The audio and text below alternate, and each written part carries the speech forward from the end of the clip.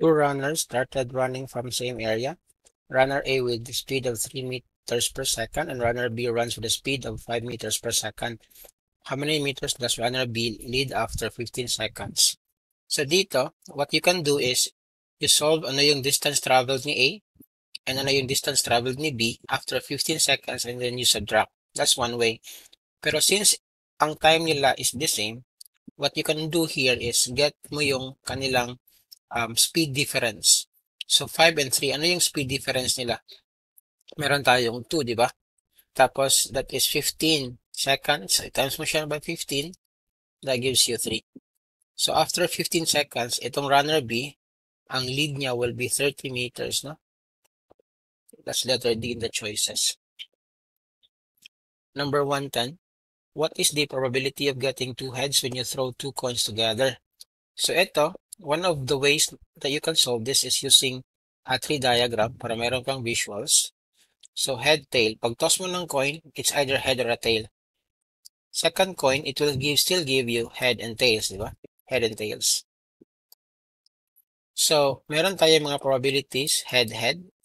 That's one. Meron tayong head, tails. Meron tayong tail, head. Meron tayong tail and tail. Ang question is two heads. So, ilan yung two heads dito? That's one. Out of how many? 4. So, yung sagot natin will be 1/4. Asan ba? Letter B. Other ways to solve this is ito. What is the probability of getting a head? That is just 1/2, di ba? And then how many coins do you have? 2 coins. So, raise mo siya by 2. Still, you're gonna get 1/4.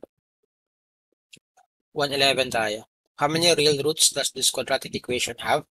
So always remember, pag tinatanong how many real roots, discriminant always. Pag ang discriminant is equal to 0, isa yung real root mo. Pag greater than 0, dalawa. Pag less than 0, that will be 0 kasi nga it will become imaginary. So solve natin yung discriminant. Ang discriminant is just D equals B squared minus 4AC, di ba? So D is equal to, ano yung B natin? B is negative 4. So negative 4 squared is 16 minus 4. A is 1 times C, that is 12. This gives you 16 minus 48. So 16 minus 48, clearly this is less than 0. So pag less than 0 again, how many real roots? 0. So 111 is letter A. 112 tayo. Convert pi over 3 to radian. I think that is in degrees. Kasi naka-radian na yan, di ba? Tandaan lang natin na ang ating 180 degrees is equal to pi, di ba? Ganon. So, ito, ang gawin lang natin to convert into degrees is we just multiply it by pi over 3 times 180 over pi. This is just, again, cancel. Meron kang 180 over 3. This is 60 degrees. That's letter A in the choices. Let's do 113.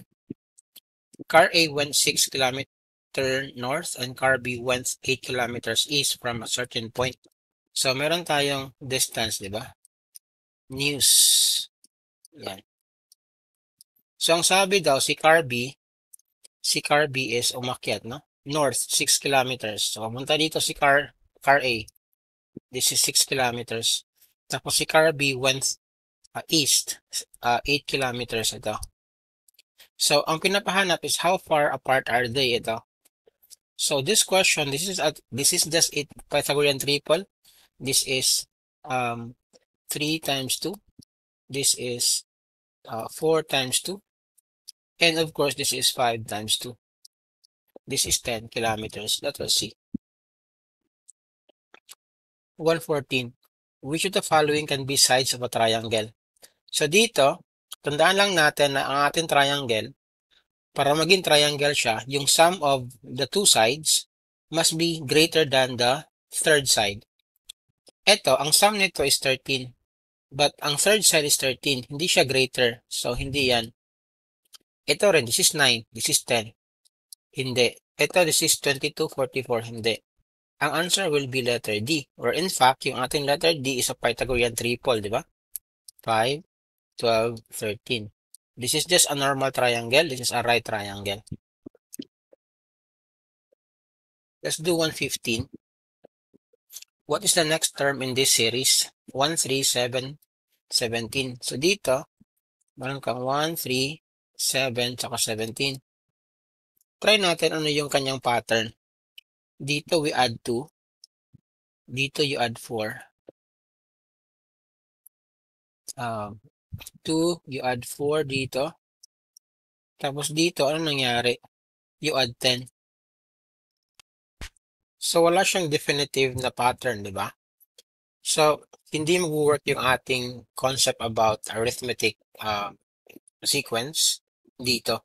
So, another way to look at this one, pag wala siyang ganun ng mga pattern, is ito. Pansinin nyo, yung ating 3, prior to that is 1. So, how do we get 3? Ang ginawa dito is, ito lang. Yung ating 3 na current term, example, yung 3 again, is ano siya? Nakuha siya by multiplying 1 by 2 and then add 1. Diba? So, 2 times 1 plus 1, this is 3. So, para makuha yung 7, i-multiply mo yung 3 by 2. So, 2 times 3 plus 1, this is 7. Para nakuha yung 17, you multiply 7 by 2.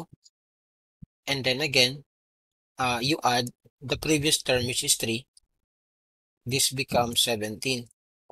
So, to get the next term, ang gagawin mo lang is i-multiply 17 plus again the previous term, 7. This gives you 34 plus 7. This is 41. So, ang sagot will be letter A. 116. What is the median of the following numbers? Pag sinabing median, always remember that we need to arrange the data set in order.